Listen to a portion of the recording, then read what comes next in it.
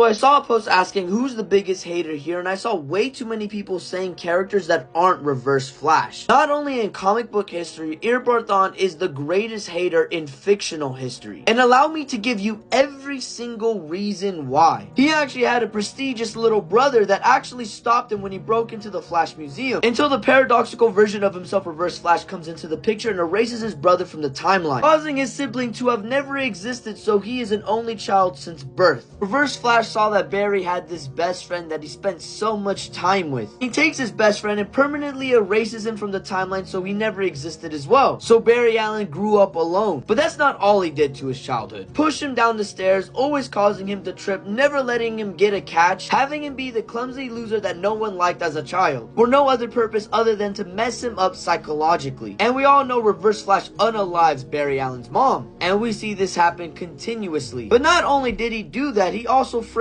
Barry's dad. So his mom is unalived and his father's accused of doing it, putting him in prison, leaving Barry even more alone. We've seen Thawne in the past have a crush on a girl, but she had a fiance, so he kidnaps the fiance. We don't know what happens to him, probably unalived. Now after a few weeks, she's still grieving and Earbart tries to shoot his shot, but she's still holding out on the fiance that might come back, and that gets him really mad. So he permanently erases him from the timeline, and anybody that she has a love interest with, he unalives. They've all met tragic endings. So she's always been alone. She thinks that she's cursed. Earbart tries to kiss her and she says, "No, I told you I don't like you like that." To where he messes her up psychologically because of this. Don't bother waiting for an answer. She hasn't spoke since she was 5. He went back to her childhood and permanently ruined her. Did you think I was done? No, we got way more to go. Because Thomas Wayne unalived Reverse Flash in the Flashpoint Paradox, obviously he can't actually be unalived, he decided to take Thomas Wayne to the one universe that he would hate. I can't live knowing that Bruce Wayne becomes just like me. So Reverse Flash pulled him out of the timeline, saved his life, and put him in a new universe. A universe where Bruce Wayne was exactly like his father. And he did it